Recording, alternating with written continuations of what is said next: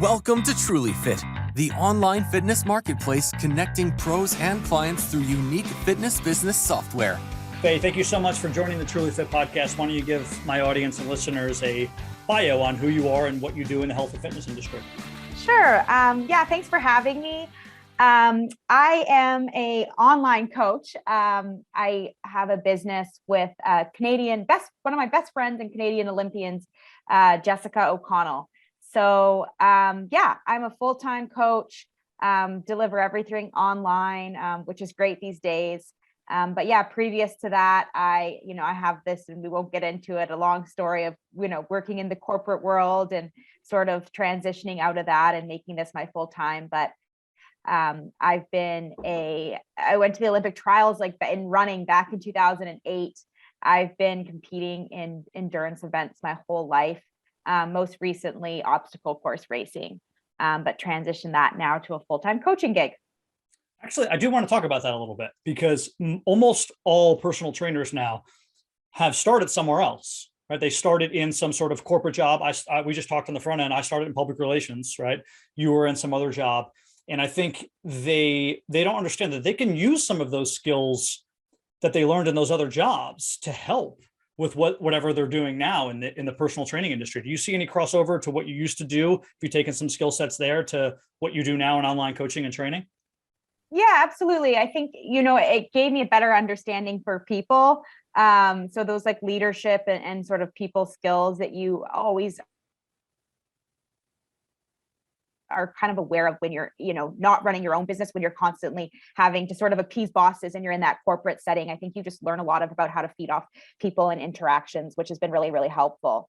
The main thing I think for me is just, I think if I was to start off as a personal trainer or as a coach, I'd be like, oh, this is great. But it coming from a corporate world, which I wasn't that into, I was in supply chain management, which was just contracts and paperwork. And the most important, I think, benefit of coming from that into personal training is just appreciation for having a job that, my business partner, sometimes she went right into coaching and she hasn't had a corporate job. And I just constantly feel like I'm telling her, you have no idea how good we have it to be able to talk about fitness and health all day long and get paid to do that. I mean, this is a topic I would, at a dinner table with my family, we bring up fitness and health. That's the number one topic we bring up, because everyone's interested in it. And to be able to get paid to sort of be an expert in that field is super, super exciting. And I'm very grateful for that. And I think that gratitude comes from being on the other side of it, bored to death at a 9-to-5 cubicle job. So. Yeah, totally. Not to mention the fact that we can stand up all day and move around and pick up things and work out with our clients sometimes and demonstrate, and not have to be in a chair all day long. But I do, echo your thoughts on just working with people, sort of that client relations part of it is very important. So, that transfers from any job. So, I try to convince people who are trying to become personal trainers, if that's what they want to do, that you're not starting over necessarily, right? You're starting a new career, but there's always things you can take, just like life skills that help you in your career as a personal trainer. Yeah, absolutely. So give us a quick background on where you're from exactly in Canada. And I have so many Canadian guests on. I have no idea how, but 50% of my guests are from Canada. But tell me a little bit about where you're from, and then compare that to someplace in America that's analogous, so people have an idea. Sure. So I'm from Calgary, Alberta, so west coast of Canada. So we have provinces, not states. So it would be one more province east of the very western part of the country, which is British Columbia. Most people are familiar with Vancouver. I'm from Calgary, Alberta. Short drive to the Rocky Mountains. It's about 5 hours north of Montana. So that kind of gives you an idea of where it's situated. I would say it's sort of similar maybe to Texas in a way that it is oil and gas capital. So I worked in oil and gas, as did all of my friends, and they still do. That's just kind of what you do there. I kind of got swept into that sort of world because that was where the money's at. That's kind of what it's like. But in terms of how it sort of looks, maybe kind of like a Denver, I would say, very similar to that. Yeah, I had Kevin Rokosh on. He's a cycling coach. He's from Alberta, and he described it the exact same way. He said we're sort of like the Texas or even Oklahoma, where I am. I'm only 3 hours north of Dallas, of Canada, and he described the oil and gas too. So that's funny you say that. Okay, well, thanks for that. But let's go into what you do now. Let's talk to me a little bit about your history in for Spartan Races. So I don't even know if they still exist. Are they still going on? Yeah, they do. They're, I would say in the elite side of things, there maybe is slightly a slowdown or kind of a dwindling of the sport. But yeah, like I said, I ran track in college. So I've always been a runner. After college, just sick and tired of running, like hung up my shoes, really got into like this HIIT training, functional fitness, even dabbled in a little bit of CrossFit. And then it just sort of was this perfect meld of like endurance and strength, and it meets these obstacle course races. And yeah, just like kind of just to sort of sum up the story, basically what ended up happening is I got into the sport just kind of out of fluke. An ex-boyfriend at the time was like wanted to try these Spartan races, and I was like, whatever, it's something like we can do together, like sure, if you want to do this, we can do this. I absolutely like slaughtered the field. Like I think I won by like 20 minutes or something. And I was like, this is the dumbest thing ever. Like there are no legit athletes in this. Like anyways, that was in Canada. Next thing I know, me and this guy at the time were traveling to Vegas and all over the States to do these races. And I ended up like not winning. And I was like, oh shit, there's actually like legit people here. There were collegiate like milers and really, really like ex-soccer players that are pretty high level, like all these random athletes that didn't quite make it to that next step, the Olympics or whatever, professional, and just kind of were just killing themselves in these races. At the time it was on TV, it was like ESPN was filming them, NBC Sports. I got tons of TV time from like starting in 2016 for a few years, and then and sponsors and everything just kind of, it happened so quickly. And then from there, because I'm not a complete idiot, like leaving an oil and gas secure job to just be a professional obstacle racer, that's where I sort of spun out this side business, which at the time, me and my business partner, I always love to tell this story because my business partner was training for the 2016 Olympics at the time. And I was getting ready for this Spartan racing, like, venture that I was starting. And so we decided to start this business. We met at this coffee shop, and she's like, okay, I'll develop this website. And she's like, do you want to meet here? Just like bring your laptop, like we can hack it out tomorrow. And I was like, I don't have a laptop. Like I didn't even have a computer at the time. Like it was so like bare bones. And we never really thought it would come to anything. But I mean, if you can just imagine two high level athletes, especially my business partner, who's brilliant and is one of the most driven people I've met, kind of come together. We just made it happen. So we've been having a lot of fun developing it. Talk to me a little bit about the sponsorships. You don't have to give me like dollar amounts, but were there people just giving you like shirts to wear and saying they're give you free stuff, or were they actually writing you checks? And then also when you won these races, or the people who did win these races, were they actually being paid out? Yeah, I mean, at one time, I was making more money than my oil and gas job for 2 years. I was making, more money than my oil and gas job, which is just sort of all in sponsorship dollars and prize money. So yeah, the way it kind of worked is like, because it was on TV, you were kind of paid to wear their logo. So if you had like your logo on your racing kit, and then it was on NBC and ESPN, that's like whoever watches it, like that's exposure for them. So they were paying for appearance of that, Sure. appearance fees for you as an athlete, podium bonuses. The Spartan series and the races do pay anywhere from $3,000 to $20,000 a race. So, if you're good enough, you can kind of string together a few winnings and do fairly well. Let's go into Grit. That is the company, right? Mm-hmm. Yeah. Your coaching company. Was this the company you're talking about that you and your partner sat down with and developed? And if so, just give me an overall process of how things work. Do I sign up for Grit? What's the next step? Yeah. So, people will sign up. They'll have an intake form, just a very like basic questionnaire, just kind of like, we just want to have a a picture of who they are before we get on that initial call with them. So we're not getting to spend 3 hours of our time, figuring out who this mystery person is on the other side of the computer screen. So they fill out an intake form, and then it just automatically, they have a prompt to book a call with us. And so we give like 45-minute initial consult calls, and anyone's free to have these, even if they decide not to sign up. We just really use those 45 minutes to get to know that person, for them to get to know us, and make sure it's a good fit. From there, it's paperwork on their end, and we're very customized. So it's like we have them fill out this Excel multi-tab form with like every piece of equipment they own at their home gym. Precisely Mondays, if they have 47 minutes and on lunch break to train, and Saturdays if they have 90 minutes, like we don't have any templates, we make it all custom. So we're trying to get all that information with them. Then we go away and we write a program for them. We have different tiers of coaching, and that's where the coaching one-on-one piece comes. So our higher tiered athletes who pay a bit more, I mean, they could just call me up and we could have they can book a call with me whenever. We can make adjustments to the program. They can have feedback daily. And then on the other side of the spectrum, kind of our athletes that, don't want such an expensive program are more, here's your program. When you're done, let us know. We'll talk about it, and we'll develop a new program based on the feedback and how things went.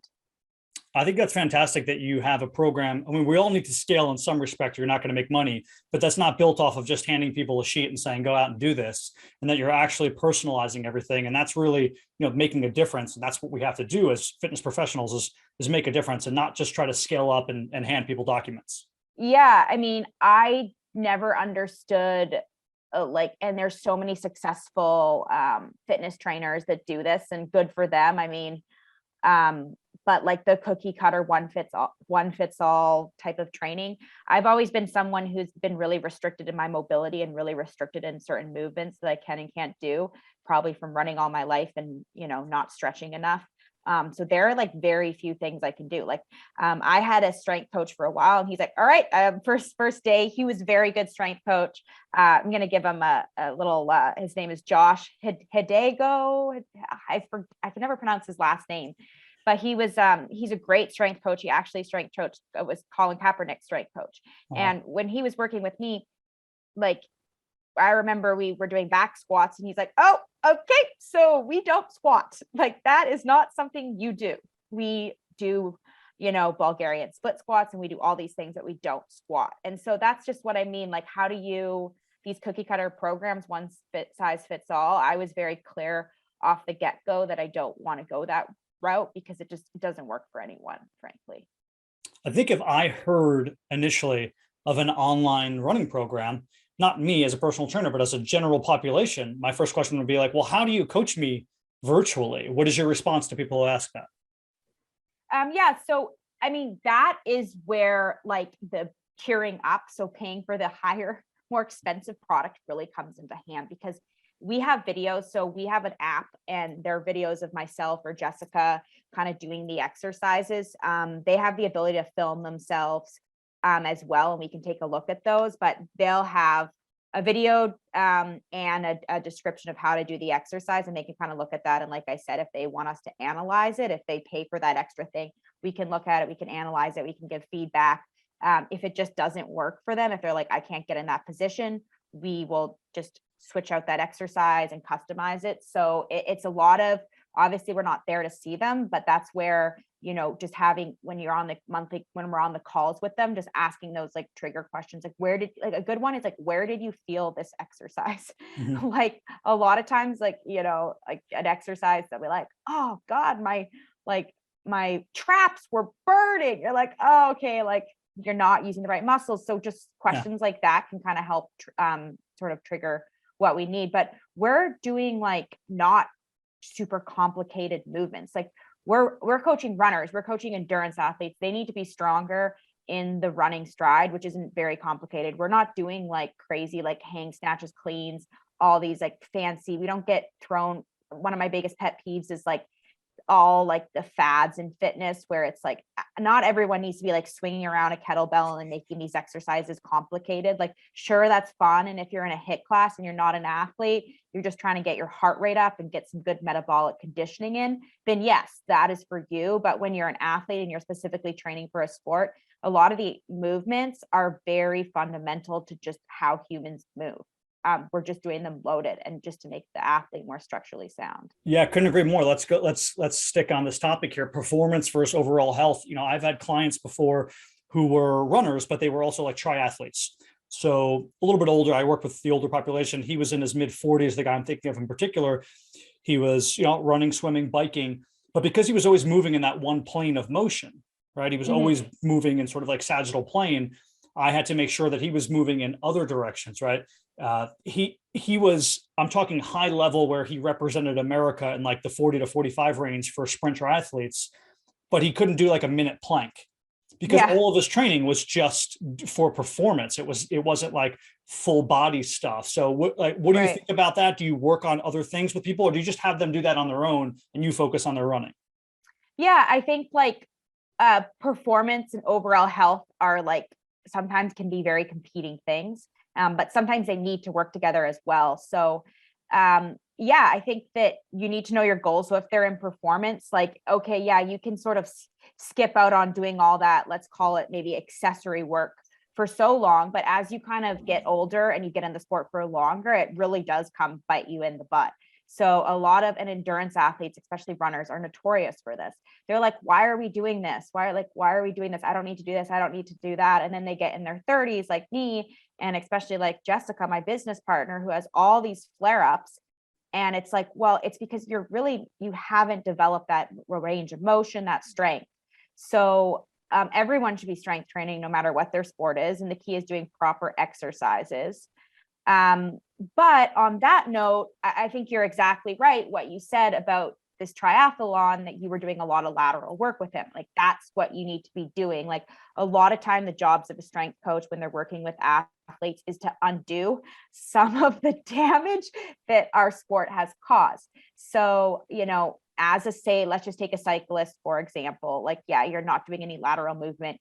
Your feet are clipped into your pedals, and you're just pushing down in that motion. Well, you probably need to do more work laterally. You probably need to develop the posterior chain a bit more, do a bit more hamstring work. Like, you're really trying to balance out the body. And a lot of it is trying to undo what your sport has done, like opening up the hips as a cyclist. Because your hip flexors are obviously going to get jacked up if you're spending, 25 hours a week on a bike, and your chest is rounded. So a lot of times you want obviously exercises to help the athlete get better at their sport, but also to reduce the damage of that sport, I guess, in summary. Yeah, that's a great point. And, I'll add to that. I think also not overworking the athlete in areas they're already working. So if, let's say I have one of your clients and they actually work with me on the side and they work with you with running or something, right?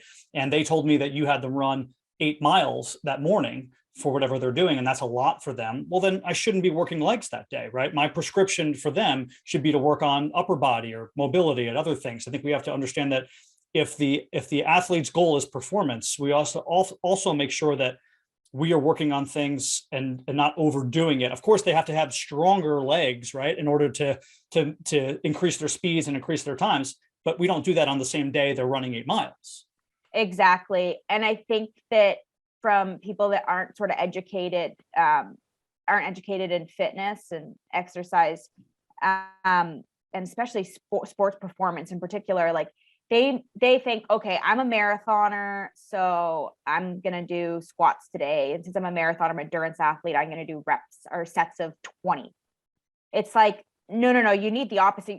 We know your muscles can endure. Like, we know they're going to be working for 3+ hours. We don't need to do reps of 20. You might think that that's more similar because it's more in line with your sport, because it's in the endurance realm, but we need to be working on your strength because that's what you're missing. And so we're going to actually do 5 sets of 5. And most marathoners like freak out about that. But if you were to go to the Nike headquarters and watch some of their elite marathoners. I mean, they've got like Jordan Hasse, who I follow. She's been one of my favorite runners outside of Jessica since I've been a little girl or since I've been in college. But you watch her strength. She's like loading up the deadlift bar of like 200 plus pounds. She probably only weighs 90 pounds and she's pulling that weight in reps of 3. So those coaches understand what those types of athletes need. And there's a big misunderstanding when it comes to the how to tap into that strength for endurance athletes particularly. Yeah, it is its own niche. And I think people don't think so. They go, oh, I played high school sports and I'm a personal trainer, so I can merge it all together. It's like, it's a little bit more intricate than that. You really have to be a high level athlete or have worked with high level athletes to know. And then also what you just touched on earlier, there's a difference between a 21-year-old athlete and an athlete who's aging. You have to treat them differently. So for example, the athlete I was just talking about is in his 40s.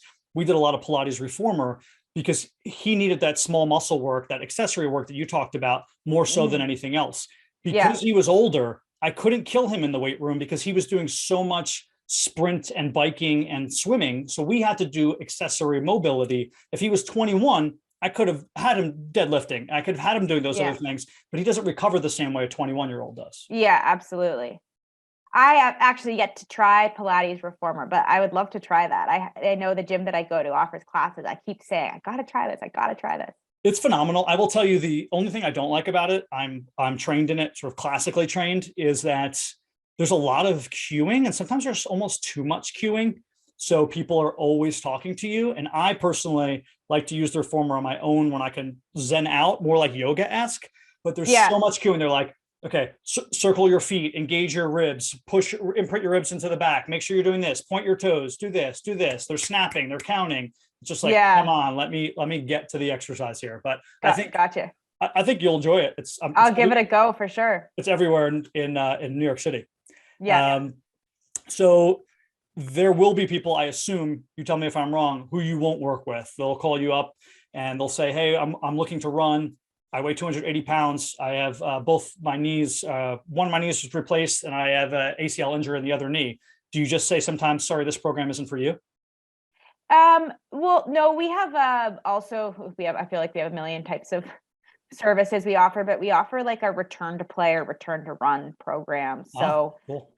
With a lot of cross training. So for those athletes, what we would do, and Jessica's an expert in this because she's dealt with a lot of injuries on her side of things, is we would sort of like talk to them and put them on more of a cross training program.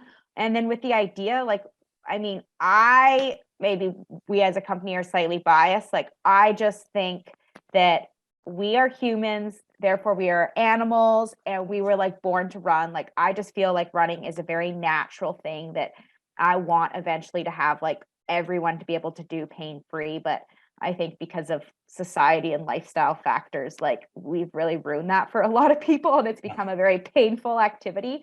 But the goal, I think, because I think there's nothing more miserable than being like a hamster on like a wheel at a gym, like trying to get your cardio minutes in. I think being able to go outside and play like we did when we were kids and just run is just a way better way to exercise. So that's always the goal, is getting back to running. But yeah, we'll start them on a cross training program and then we'll build them into a walk run. And as their tissue tolerance becomes, if it's able to handle the running miles, then we'll, naturally start chopping out the walks and getting into a sustained run. So that's always the goal. And no matter if a person's 300 pounds or what their situation is, I mean, to a certain extent, that kind of remains our goal and our objective for all our clients. Talk about some of the equipment used in the running world that doesn't even need to be specifically, Faye, for your program. It could just be general items that runners use, you yourself anecdotally, or some of your other runners. Is there equipment that you really like and don't like? For example, like using watches to check your HRV or using the specific treadmills to check your gait, things of that nature. Yeah, I will admit, like Jessica and I are both like, we are like not into like tech gizmos and gadgets at all. I think like Jessica and me most recently too, like we like just got a GPS watch to tell us our mileage and our pace. Like We come from old school, like track, and yeah, it was just go run like for 45 minutes and you just had like a simple Timex stopwatch. All of our athletes are obsessed with gadgets. So we've had to learn this and try out these things. My problem with a lot of the watches and readings and stats that you get from all these things is they're very variable dependent. Like sometimes it'll tell you like, oh, like your heart rate variability is like so off or something's wrong, but like you just might have other factors in your life, like maybe you're dehydrated, you didn't sleep. And it's like, is it really necessary for you to need a down day or is this just like another variable that's slightly altering the results? So I like to kind of get our athletes to read their body. Mhm. I think that motivation and mood says a lot about where you are, like whether you're overtrained or undernourished or whatever it may be. I think that if you wake up like multiple days and you're just feeling unmotivated and like irritable and all those things, that's an indicator that, you know, you might need a little bit of a break. So I like more like subjective questions like that, to be honest. But you know, I do think that heart rate variability, and I know like Whoop, I haven't used it, but I know a bunch of like well-respected athletes that do use it and they swear by it. So if you're kind of elite and you like really want to make sure that you're hitting those recovery zones and getting adequate rest, I do think heart rate variability is probably you know, a good one. Also just like getting your resting heart rate, even if that's just with your fingers in the morning, just to like check, just to have a baseline. And that's completely free. Another good one. What other things? I mean, I'm just like Sorry, a at a lot lot of of those things. at a lot of those running stores, they'll have those treadmills where you go on and they can tell if Oh your foot is yeah. pronating, and then they give you, let's say, the Brooks A instead of the Brooks B sneaker based on that. Do you implement those things, or do your clients use those? Not so much. I used to work at a running store and we used to do those. They used to teach us before we were hired how to watch a person's foot fall and see if it was pronated or neutral or what. And I would say that like I never really figured out how to look at someone's feet. So I'm glad that they're having a machine do that. It's probably more accurate than the human eye. But no, like not so much. We don't do any gait like evaluation. We'll give guidance like if someone's like overstriding and they're like landing super hard on their feet, like we'll assess that. But we also kind of believe that you're gonna run how your body wants to run. Like Yeah, fixing things sometimes just creates more like problems. creates more problems. So I know that there's a lot of people who've probably got like very wealthy from doing running gait analysis and good for them, but that's not the first thing I go to. I go back again to the strength. Are you Yeah, stable? Are you strong? Like, is this even a problem or is this just how you look? yeah, So yeah. Other things like fitness tools, like there are certain things that I'm a fan of. Like in the gym, like I love a sled for athletes. I think a sled is a great piece of equipment because it's fairly safe. It takes form and technique out of the equation, and you just push it and you can load it up pretty heavy without having much muscular damage because there's no eccentric contraction on a sled. So you can just load it up, push heavy weight, and not get super, super sore or tear apart your muscles for your, you know, maybe your track workout the next day. So I love a sled. I mean, simple things, just like an adjustable pair of dumbbells is great tool to just have at the house to do, you know, your basic lifts with. I love a TRX too. I'm a big fan of like doing some like upper body and core work, even for runners. So if you can't quite do a pull up, like I love the TRX rows, and I love all the ability to adjust the tension on it just simply by stepping back or forward your foot. It's like really, really easy. You can hit your whole body. There's a whole bunch of advanced core work that I like do on it. It's like so nice. Like I probably spend 6 minutes a week on core. I probably do 2-3 minute TRX sessions, and like my core will just get like rocked. And it's like 6 minutes in a week, and it's just really hard, intense exercises you can do on the TRX, which is hard to find from any other like piece of equipment. So yeah, I love those. Not sponsored by TRX at all. I actually not asked yet, them. I not never yet. have asked people to sponsor me ever, but I was like, I just gonna ask because I'm such a fan. I was like, I'll happily promote this. Like, even if you just give all my athletes like free TRXs, I think there's I mean, you can get the unbranded version too if you want. I know Jessica has like one for like $20. It's just as good. So yeah, and then there was a bunch of TRX fakes that came out that didn't work as well. I mean, you can get better unbranded ones now, but there was something called like, I forget, like the Red Ripper or something. But the TRX is more or less, the handles are always even, right? I mean, you could obviously loop them through, but this one like sawed. Like you moved it back and forth. Oh yeah, that's so good. Yeah, it was no good. But the TRX is my favorite absolute piece of equipment. If you said I only got one thing to use, that would be it by far. Like you said, there's so many things you can do with it. Just by adjusting the angle of your feet, then using gravity to either work with you or against you, making the exercises more difficult or lengthening or shortening based on that. You can do everything with it. I have I think I have 5 TRX certifications. Like every time there's like a new one out, I go get it just to learn a little bit more what I can do with it. But I want to add one thing to what you said about the sled is that, people will argue with me on this, but if you're deadlifting, let's say, you can put so much weight on the bar that even if you can't lift it up, you can still hurt yourself by trying to lift it up. With the sled, that's not really the case because of just how your body is in gravity. If you put too much weight on it, you're going to give it one push and it's not going to go anywhere. And then you just take weight off. You're not really going to hurt yourself. So I think it's important too, from an injury prevention standpoint, that if you're a runner and let's say maybe you're 1 week out from an important race, that you're not deadlifting and that you're using something like a sled. Yeah. And it mimics the stride of a runner. Like it's like you're bent over, you have that hip flexion and extension. Like it's very specific to what we're doing in sports. So. Yeah. And I like how you said that you don't really change anyone's gait. I don't think there's anything wrong with that. And much like the strength coach who you shouted out earlier, if there's a problem with your body, sometimes that's, it's not always like we need to fix all these other things. Your strength coach just said, you know what, we're not squatting. We have other ways to do that. Right? I really appreciated when he did that. I was like, thank you, because I don't want to waste our time, like unlocking my hips and this and figuring out all this stuff. Like, it's not like a good squatter makes a good runner. There's no correlation there. So it's probably actually like the opposite of a correlation. There's probably a bad squatter makes a good runner because usually their hips are tight and the big, you know what I mean? So anyways. I'm with you. And there's always unintended consequences from doing that, just like you said. And the secondary thing is it's time, like we don't live in a vacuum. So if he's spending like 10 minutes each session in the front end and then another 20 minutes doing accessory work and getting your hips more mobile and loosening things up,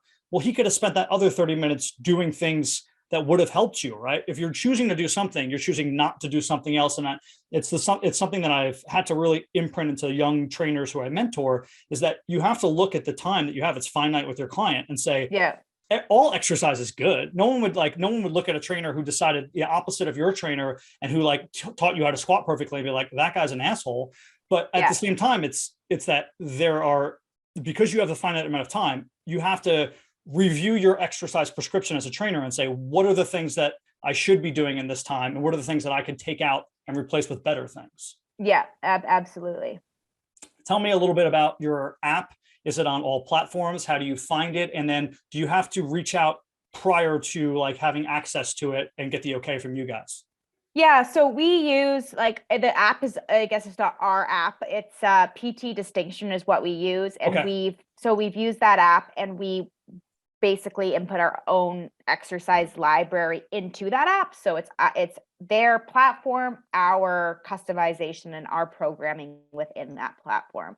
Cool. That's how we deliver the run or the strength side of things and then we use Final Surge, which I'm sure a lot of coaches are familiar with if they're an endurance coaches. We deliver a run through Final Surge. And you have to sign up with us. We give you passwords access to unlock the workouts. Well, PT Distinction is a direct competitor of Trulyfit, or will be when we're launched, because we do the same thing that they do. So hopefully cool. we can maybe steal you and bring you over, or you can be on both platforms. Awesome. But let's wrap up here. Do you have any advice for young trainers or coaches who are looking to do something similar to what you do? And this could be either on what you've learned in business. It could be what you've learned in helping runners, anything that comes to mind for helping somebody who's young and trying to coach runners. on the business side of things, like, I mean, be prepared to work really, really hard. It's not a 9 to 5 job. If you think that, marketing, all these little things don't really matter, they do. So don't just think you're going to be like programming all the time, because there's a lot of other stuff that goes towards that. In terms of like other just sort of like trainers who are training endurance athletes or athletes in general, I don't think that, I mean, Jess has a master's in exercise phys. I have a kinesiology degree. Like, I don't think that's necessarily like you must have like at all, but it sure helps. So if you don't have education to sort of back up what you're doing, make sure that you do some reading or even take a course, because I think a lot of coaches who train athletes would be really well served by just like understanding basic exercise physiology, particularly understanding the different energy systems. Like, do you even know what being aerobic versus anaerobic even is? And all the, and everything in between, and what type of energy system your sport is primarily relying off, so you can better program interval sessions and those things. A lot of athletes come to us and they're like, oh yeah, I had a marathon coach. And I was like, okay, well, like, what kind of intervals were you doing? Like 30 seconds on, 30 seconds off. And it's like, you're not even working the right, like, you're not working the right systems. Yeah. So yeah, there's so many good books. There's probably courses you can take. So like, just learn a little bit about exercise physiology, like, please, trainers, coaches. And then other advice, get to know the people that you're coaching. I think that Jessica and I have retained a lot of our athletes because we actually know our athletes like intimately. And I think that's really important. If you know someone is just like so type A, like, your job isn't to push them. Your job is to hold them back. Sometimes you have to be real with your clients as well. And if you don't have a relationship with them where you're like at some level of closeness, it's really hard to be real with them. Like, we can literally tell our athletes, like, no, you probably should not do this race because you have no chance of being ready for it, because you work 70 hours a week and we need you, training 2-hour sessions for that ultra you want to do that's in 3 months. So getting to just sort of know your athletes, I think, goes a long way when it comes to client retention, because anyone can find fairly good programming on the internet, but what they're looking for is that customization, that accountability, and that's really what they're paying for. Yeah, that is great information. The customization, the accountability, and the connection with your client, because they know you care, and that's a big part of it. And I want to sort of add to that, and then spin off and ask you a question, is that, I'm very honest with myself. I know what I'm good at and I know what I'm not good at. And for example, I'm very good with the client relations part of it, and I'm not great with the physiological part of it always, right? So even though I'm a corrective exercise specialist, I've been working for years, it's not something I absolutely love to do. So if something is above my pay grade, I'll like ship it out. But you having a partner in the business, have you found that to be helpful because you can do the things that you're good at and she can do the things that she's good at? Oh, absolutely. Like, just before I hopped on this call, I was just sending an email and I was just like, oh, I'm not really sure about that. And then it was like, all right, here's the details. And it's like, Jess will get back to you on your last question. I benefit probably, well, no, we equally benefit. I have more experience with a lot of the race types that our athletes are doing, because we do have a lot of obstacle course racers.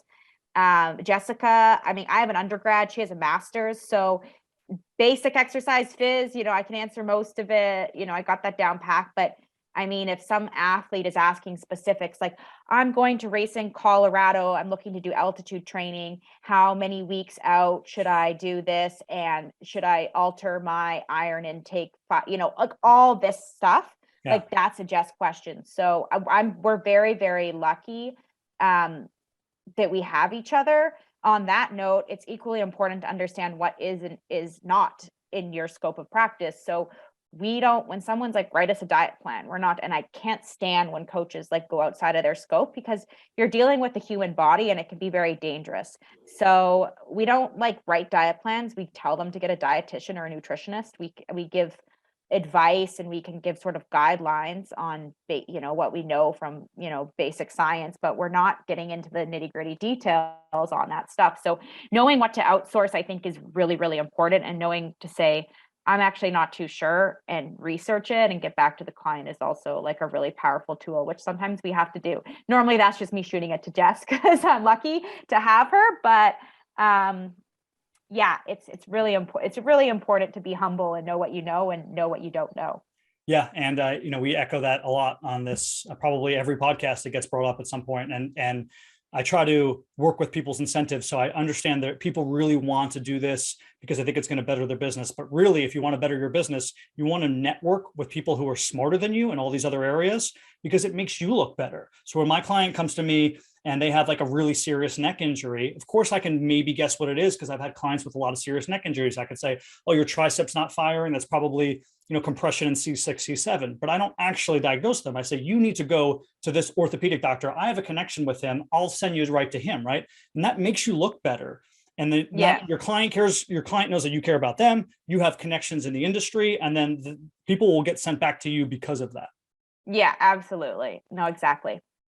Faye, this has been a great conversation. Where can listeners find more about Grit and more about you personally? You can, it's gritcoaching.net is our website. All details about our coaching programs and is outlined there. Also on Instagram, grit_coaching. My Instagram is Faye Stenning OCR. If you want to look up my business partner, who's definitely give her a follow, she's Jessica O'Connell. That's where we also have a newsletter where we give out free training advice and tips and tricks, and we write articles and all that stuff. It's completely free. You can sign up for that as well. I think there's like a link on our website or on my page. There's links everywhere. Sometimes I can't keep track, but we also definitely want to plug our podcast. So we have an awesome podcast. It's called the Nitty Gritty Training Podcast. Jessica and I come on every other week, and we just talk about training and exercise biz, and we also have awesome guests on, and it's a lot of fun. So definitely go on your Apple Podcast app and subscribe to that as well. And review it, because it helps us. Yes, absolutely. My guest today has been Faye Stenning. Faye, thank you for joining the Trulyfit Podcast.